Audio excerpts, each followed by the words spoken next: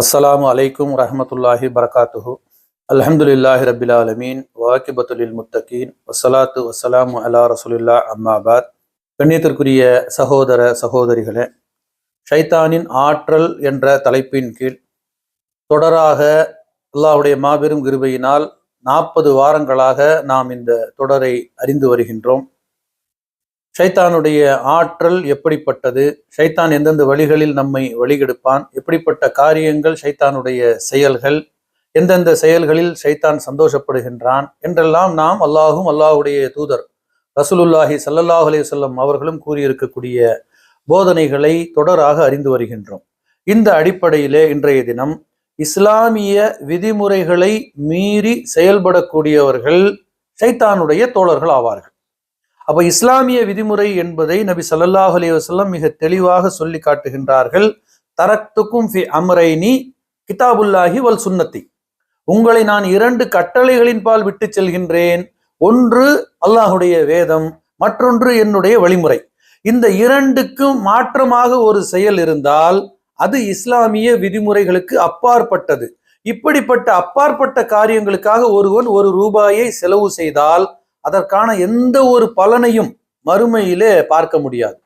அப்ப அல்லாஹ்விற்கு மனிதர்கள் செய்யக்கூடிய பாவங்களிலே மிகப்பெரிய ஒரு பாவம், அல்லாஹ் ஒருபோதும் மன்னிக்காத ஒரு பாவம் என்று சொன்னால் இணை வைக்கக்கூடிய பாவம். அல்லாஹு ரப்புல் ஆலமீன் தனது திருமறையிலே சொல்லி காட்டுகின்றான், இன்னஹு மை யுஷ்ரிகு பில்லாஹி ஃபகத் ஹர்ரமல்லாஹு அலைஹி ஜன்னா. யார் ஒருவன் அல்லாஹ்விற்கு இணை வைக்கக்கூடிய ஒரு பாவத்தை செய்கின்றானோ அவர்களுக்கு அல்லாஹ் சொர்க்கத்தை ஹராமாக்கி விடுகின்றான். சிந்தித்து பார்க்க வேண்டும் என தருமை சகோதர சகோதரிகளே, அல்லாஹ் சொர்க்கத்தை ஹராமாக்கி விட்டால் நாம எங்க போவோம்? நாம நுழையக்கூடிய இடம் எதுவாக இருக்கும்? அல்லாஹ் அதிலிருந்து நம்மை பாதுகாக்க வேண்டும். ஆகவே இணை வைக்கக்கூடிய சம்பந்தமாக நாம் செய்திருக்கக்கூடிய பொருளாதார செலவை எடுத்துக்கொண்டால், இன்று இந்தியா போன்ற நாட்டை உதாரணத்திற்கு எடுத்துக்கொண்டால், அடக்கஸ்தலங்கள் மீது கட்டிடங்கள் கட்டுவதற்கே பல கோடி ரூபாய்கள் செலவு செய்யப்பட்டு இருக்கின்றது. அதற்கு அலங்கார விளக்குகள் வைத்து இன்றளவும் மின்சாரத்திற்கான கட்டணங்கள் செலுத்தப்பட்டு கொண்டு வருகின்றது.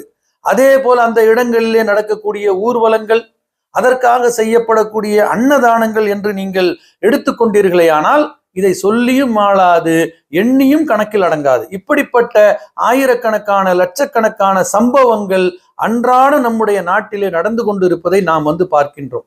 இப்படிப்பட்ட காரியங்களுக்கும் ஒரு நபி ஸல்லல்லாஹு அலைஹி வஸல்லம் மிக தெளிவாக கூறியிருக்கின்றார்கள். ஒரு மனிதர் 7 ஆண்டு காலம் போய் மதர்சாவில் படித்தால் புரிந்து கொள்ளக்கூடிய விஷயம் அல்ல. ஓரிரு வருடங்கள் மதர்சாவில் படித்தாலும் கற்றுக் கொடுக்கக்கூடிய சில ஹதீஸ்களில் ஒன்றுதான் நஹா ரசூலுல்லாஹி ஸல்லல்லாஹு அலைஹி வஸல்லம் ஐய ஜஸஸல் குபூர். நஹா ரசூலுல்லாஹி ஸல்லல்லாஹு அலைஹி வஸல்லம் ஐ யுப்னல் குபூர்.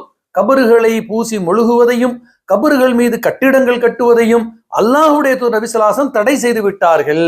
அறியாமையிலோ விளங்காமலோ அதற்கு முன்னால் கட்டப்பட்ட கட்டிடங்களையும் அடித்து தரைமட்டமாக்கினார்கள் அலி ரலியல்லாஹு அன்ஹு அவர்களை அனுப்பி என்று செய்திகளை படித்த பிறகும் நாம் என்ன செய்து கொண்டிருக்கின்றோம்?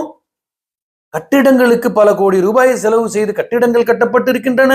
அதிலே அலங்கார விளக்குகள் அமைத்து அதை பராமரிப்பதற்காக பல கோடி ரூபாய்கள் முஸ்லிம்களுடைய பொருளாதாரம் செலவு செய்யப்படுகின்றது. இன்னும் கூடு கொடி மரம் தரம் தட்டு என்று சொல்லி அதற்கு பல 1000 லட்சம் ரூபாய்கள் செலவு செய்யப்படுகின்றன. அன்னதானம் என்ற பெயரிலே அங்க பல விருந்துகள் நடக்கின்றன. அப்போ இதெல்லாம் இபாதத்தா?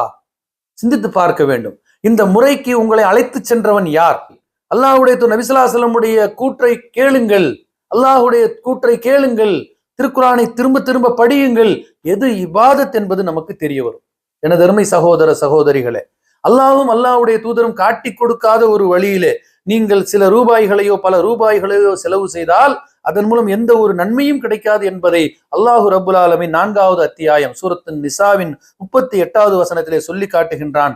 வல்லதீன யுன்ஃபிகூன அம்வாலஹும் ரியாஅன் நாஸ், மக்களுடைய பார்வைக்கு காட்டுவதற்காக தங்களுடைய பொருளாதாரத்தை செலவு செய்து கொண்டு இருக்கின்றார்கள். வலா யூமினூன பில்லாஹி வலா பில் யௌமில் ஆஹிரி, அல்லாஹுவையோ மறுமை நாளையோ இவர்கள் நம்பாமல் இவர்கள் செய்யக்கூடிய இந்த காரியம் இருக்கின்றதே, மை யகுனி ஷைத்தானு லஹு கரீனா ஃபஸா கரீனா. அல்லாஹ் ரப்பல் ஆலமீன் சொல்லி காட்டுகின்றான், இப்படிப்பட்டவர்களுக்கு ஷைத்தான் கெட்ட தோழனாக அமைந்து விடுவான். யாருக்கு ஷைத்தான் கெட்ட தோழனாக அமைந்து விட்டானோ அவருடைய எல்லா காரியங்களும் கெட்டவையாகவே அமைந்து விடும் என்று நபி ஸல்லல்லாஹு அலைஹி வஸல்லம் எச்சரிக்கின்றார்கள். ஆகவே உங்களுடைய காரியங்களை அல்லாஹும் அல்லாஹுடைய தூதர் ரசூலுல்லாஹி ஸல்லல்லாஹு அலைஹி வஸல்லம் அவர்கள் காட்டி கொடுத்த வழிமுறையா என்று ஒரு முறை உங்களை நீங்களே கேள்வி கேட்டுக்கொண்டு மார்க்க வணக்க வழிபாடுகளில் உங்களை ஈடுபடுத்திக் கொள்ளுங்கள். உங்களுடைய பொருளாதார செலவிற்கு முன் ஒரு கணம் நீங்கள் யோசித்துக் கொள்ளுங்கள். நீங்கள் செய்யக்கூடிய வணக்க வழிபாடுகளும் பொருளாதார செலவும் விழலுக்கு இறைத்த நீராக ஆகி மறுமையிலே உங்களுக்கு எந்த ஒரு நன்மையும் தராததாக ஆகிவிடுவதையே ஷைத்தான் விரும்புகிறான் என்ற இந்த எச்சரிக்கையை உங்களுக்கும் எனக்கும் கூறிக்கொண்டு, அல்லாஹு ரப்புல் ஆலமீன் இன்னும் ஷைத்தானை பற்றி கூறியிருக்கக்கூடிய எச்சரிக்கைகளை தொடர்ந்து நாம் அறிவோம். நாம் செவியேற்கக்கூடிய விஷயங்களை செயல்படுத்தக்கூடிய பாக்கியத்தை எல்லாம் வல்ல அல்லாஹ் நம்மில் ஒவ்வொருக்கும் தந்தருள்வானாக. வாஹிரு தாவான் அல்ஹம்துலில்லாஹி ரப்பில் ஆலமீன். வஸ்ஸலாமு அலைக்கும் வரஹ்மத்துல்லாஹி வபரகாத்துஹு.